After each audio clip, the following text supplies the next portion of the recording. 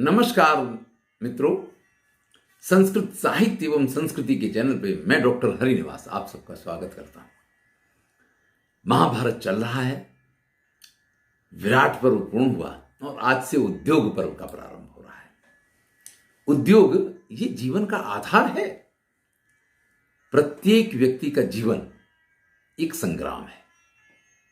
जैसे महाभारत के संग्राम से पूर्व ये उद्योग पर्व अत्यंत महत्वपूर्ण है, ऐसे ही व्यक्ति के जीवन में जीवन रूपी संग्राम के लिए उसके द्वारा किए जाने वाले उद्योग बड़े ही महत्वपूर्ण होते हैं। इस उद्योग पर्व में से हमें इस चीज को भली भांति सीखना होगा। यह शिक्षा हमको ये उद्योग पर्व भली भांति देता है कि हमें अपने उद्योग में किन किन बातों का ख्याल रखना है। चलिए, जैसे जैसे कथा आगे बढ़ेगी हम इस चीज की चर्चा करते रहेंगे। यह हमारा मुख्य विषय इस उद्योग पर्व में अवश्य रहेगा। एक तो जो सर्वप्रथम बात यह है कि धर्मतः किए जाने वाले उद्योग सफलता के कारण बनते हैं और अधर्म के साथ किए गए बड़े से बड़े उद्योग भी आपको विजय नहीं दिला सकते हैं। ये उद्योग पर्व की फलश्रुति हमको महाभारत के अंत में प्राप्त होती है। चलिए, उद्योग पर्व में क्या क्या होता है उसको जानते हैं। अभिमन्यु और उत्तरा का विवाह हो गया है। पूरा समाज अत्यंत आनंद में है। महाराज विराट के यहां सभा भरी हुई है। इसमें कृष्ण, बलराम, सात्यकी, पांचों पांडव, दूर दूर से पधारे हुए राजा जो इस विवाह समारंभ में भाग लेने के लिए आए थे, महाराज द्रुपद, सभी लोग विद्यमान हैं। आपको ज्ञात है कि कौरव पक्ष से कोई इस विवाह में भाग लेने के लिए नहीं आया था, ऐसा कोई उल्लेख पाया नहीं जाता है। और द्वारका से सभी लोग आए थे क्योंकि कृष्ण के भांजे का विवाह है।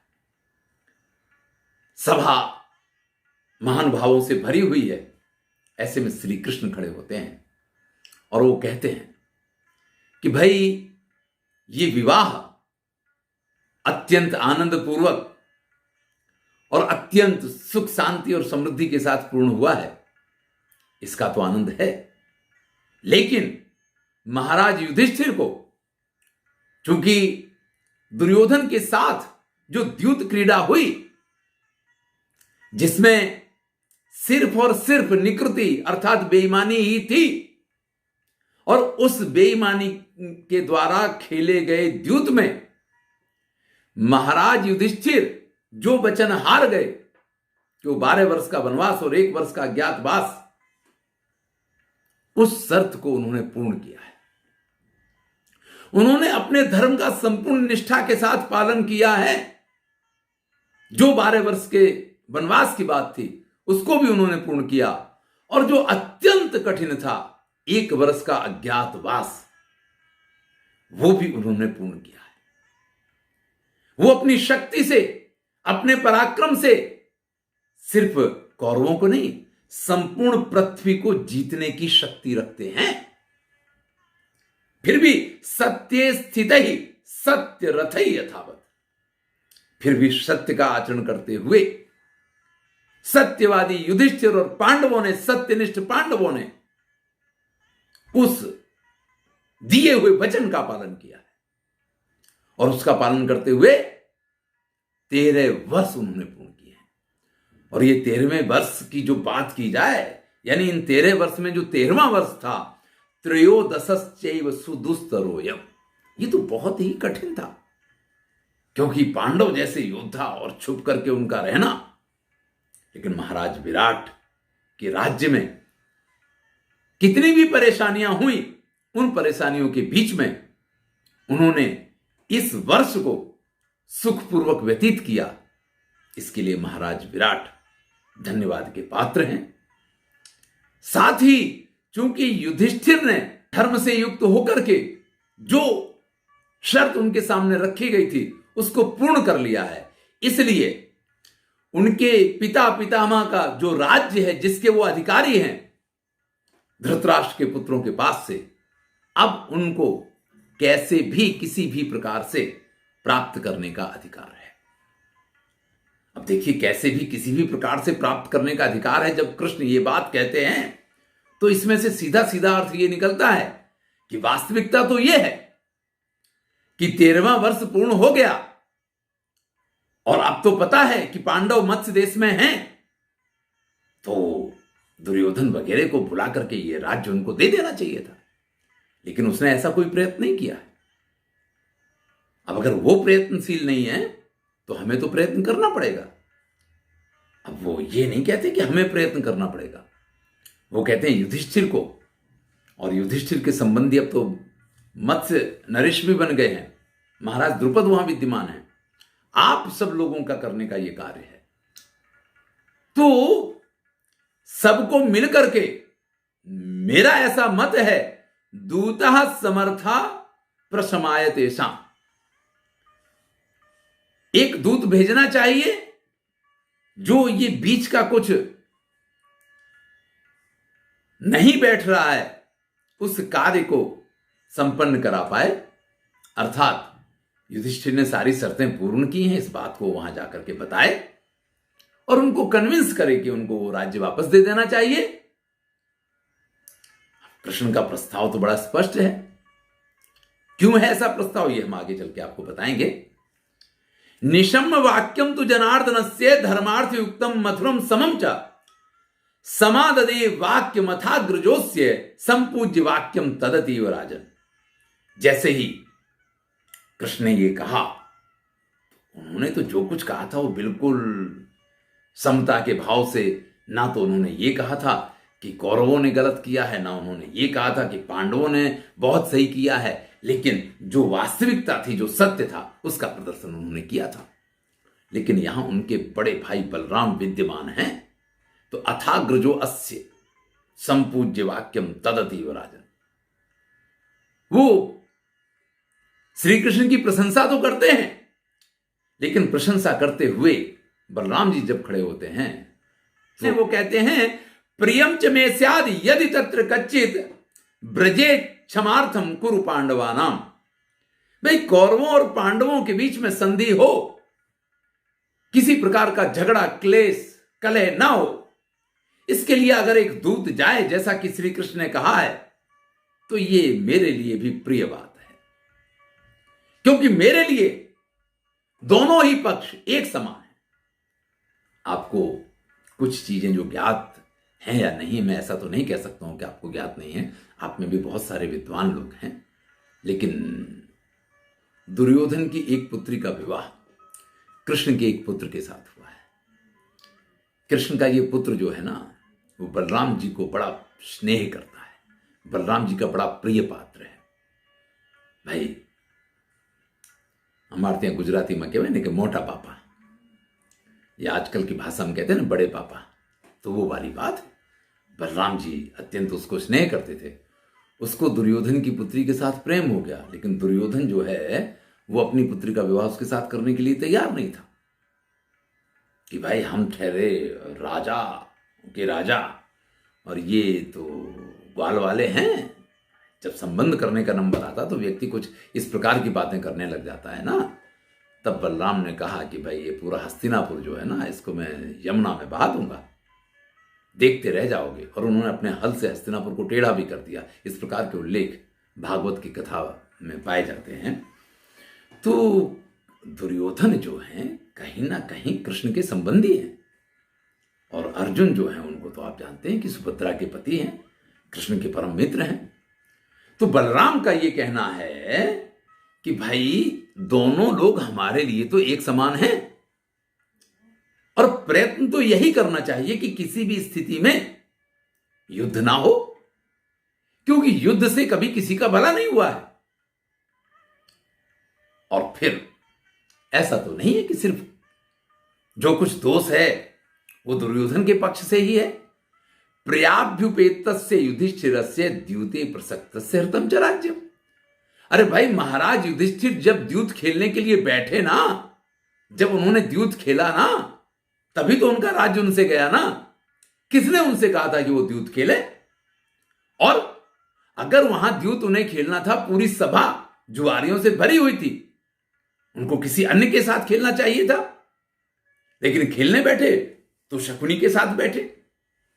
खुद को तो द्यूत खेलना आता नहीं है और शकुनी इसके निष्णात। अब ऐसी स्थिति में पराजय तो स्वाभाविक था। अब पराजय हुआ और उसमें जो शर्तें रखी गईं, उन शर्तों का अगर उन्होंने पालन किया तो इसमें युधिष्ठिर ने कुछ भी ऐसा नहीं किया है कि जिसकी वजह से वो बड़े श्रेष्ठ हो गए हों, और दुर्योधन ने कुछ ऐसा नहीं किया है कि जिसकी वजह से बहुत निकृष्ट हो गया। ठीक है, यही योग्य है जो कि श्री कृष्ण यहां पे कह रहे हैं कि एक दूत को भेजा जाए और वो जो है इस काम को सफल बनाए कि दोनों के बीच में युद्ध ना हो। यहां जो वाणी है बलराम जी की, वो कौरवों के पक्ष में स्पष्ट है, और पांडवों के पक्ष में जो उन्होंने अपने विचार व्यक्त किए, इसको सुनकर के सात्यकी से नहीं रहा जाता है। सात्यकी तुरंत खड़े हो जाते हैं और कहते हैं कि ठीक है, आप बड़े भाई हैं, इसलिए आपको यह अधिकार है बोलने का। भाई, एक ही पिता की दो संतानें होती हैं, एक कायर निकल जाती है, एक वीर योद्धा निकल जाती है। सात्यकी ने जो भाषा का यहां प्रयोग किया है, क्योंकि अर्जुन के शिष्य भी हैं और कृष्ण के तो प्रिय हैं ही सात्यकी, उनके बॉडीगार्ड हैं, अंगरक्षक में आते हैं और परम वीर योद्धा हैं, क्योंकि श्रीमद् भगवद गीता में इनके लिए कहा गया सात्यकिश्च अपराजिता, जो कभी पराजित ही नहीं हुआ, ऐसा ये योद्धा है। तो वो सात्यकी बलराम से ये कहते हैं कि एक ही पिता की दो संतानें होती हैं, लेकिन एक संतान जो है वो कायर निकल जाती है और एक संतान जो होती है वो महान योद्धा होती है। क्या क्या उन्होंने कहा है और कैसे कैसे कहा है, वो सारी चीजें बड़ा महत्व रखती हैं, लेकिन सब कुछ नहीं कह सकता हूं। समा हुई महात्मानम जितवंतो अक्ष को विदा, अनक्षज्ञम यथा श्रद्धम तेसु धर्म जया कुता। अरे भाई, युधिष्ठिर अपने घर पे द्यूत नहीं खेल रहे थे। आपको यह तो ज्ञात होगा ना कि पांडवों ने अपने यहां द्यूत सभा नहीं बनवाई थी, उन्होंने द्यूत का आयोजन नहीं किया था, ये धृतराष्ट्र के यहां हुआ था। और ये आयोजन आपके प्रिय शिष्य दुर्योधन ने करवाया था। वो जानता था कि युधिष्ठिर को द्यूत नहीं आता है, फिर भी उसने उनको ललकारा। और जब धर्मराज ने वहां आकर के वो द्यूत खेला है, तो इसमें आप युधिष्ठिर की गलती कैसे निकाल सकते हैं? यदि कुंती सुतम गेहे क्रीडंत भ्रातृभिषा, अगर युधिष्ठिर अपने घर पे अपने भाइयों के साथ इस द्यूत क्रीड़ा का आयोजन करते, तब तो यह माना जा सकता था कि इसमें धर्मराज युधिष्ठिर की गलती है। निकृत्या जितवंतस्ते किमुति साम परम सुख। आप कह रहे हैं कि उनकी कोई गलती नहीं है, उन्होंने सरासर बेईमानी करके, सरासर कपट करके इस युद्ध को जीता, और फिर भी आपको उनमें कोई दोष दिखाई नहीं देता है। वनवास जो 12 वर्ष का था, अज्ञातवास जो 1 वर्ष का था, वो सब कुछ पूर्ण करने के बाद प्राप्तम पैतामहं पदम, अब अपने पिता और पितामह का जो पद है, जो राज्य है, उसको प्राप्त करने का पांडवों को पूरा पूरा अधिकार है। क्या ये दूत दूत भेज करके जब पता है, और फिर कहते हैं कि अनुनीता तो भीष्मेण द्रोणेन विदुरेण च। अरे आप क्या समझते हैं कि दुर्योधन को किसी ने समझाया नहीं है? पितामह भीष्म ने, द्रोणाचार्य ने, विदुर ने, सभी ने ये उसको समझाया है कि पांडवों का राज्य उसको वापस दे देना चाहिए, लेकिन वो समझने को तैयार ही नहीं है। फिर भी आप कह रहे हैं कि ठीक है, द्यूत भेजा जाना चाहिए, वो आपको अच्छा लगेगा, समाधान हो जाना चाहिए, जैसे हो जाए वैसे हो जाना चाहिए। अब जरा सात्यकी कैसे योद्धा हैं, हम पहले भी इनका कथन सुन चुके हैं जब वन में इकट्ठे हुए थे। सात्यकी कहते हैं अब युधिष्ठिर का उस राज्य पे अधिकार है।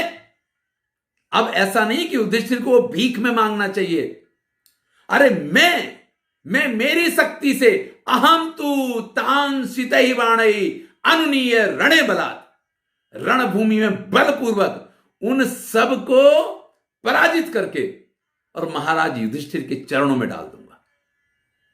महाराज युधिष्ठिर को क्या जरूरत है कि वो भिक्षा मांगे? अरे वो अपने राज्य के अधिकारी हुए हैं, क्योंकि जो कुछ धर्म था, जो उनको करना था, वो उन्होंने कर लिया है। नहीं ते युयुधान से संरब्धा युत्सतः। अरे उनमें से किसकी ताकत है कि युयुधान सात्यकी के साथ युद्ध कर सके? और फिर तो सात्यकी उसी रंग में आ जाते हैं जिसमें हमने उनको पहले भी देखा है। वो कहते हैं कि सुभद्रा पुत्र अभिमन्यु, और एक एक योद्धाओं का नाम लेते हैं।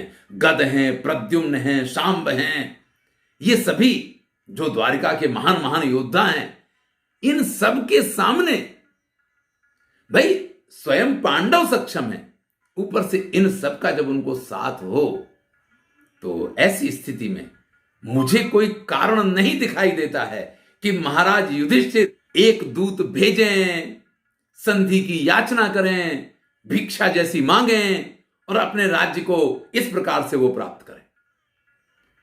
भाई या तो उनको योग्य मार्ग से वो राज्य वापस करना चाहिए था, और अगर उन्होंने नहीं किया है तो हमारे लिए तो योग्य मार्ग यही है कि हम अपने अधिकार को मिले नहीं तो छीन लें। ये जो आज की बात होती है कि अधिकार व्यक्ति को जागृत रहना चाहिए और आवश्यकता पड़े तो अपने अधिकार को छीन के भी प्राप्त करना चाहिए, ये बात यहां सात्यकी कहते हैं। चलिए इससे आगे की कथा अगले वीडियो में सुनेंगे, क्योंकि चर्चाएं तो बहुत सारे लोग उपस्थित हैं, अपनी अपनी बात सभी कहेंगे, लेकिन किसका स्वभाव कैसा है ये आपको ज्ञात होता रहेगा। और जब ये आपको ज्ञात होगा तभी आप महाभारत के वास्तविक तथ्य को और कथ्य को जान पाएंगे।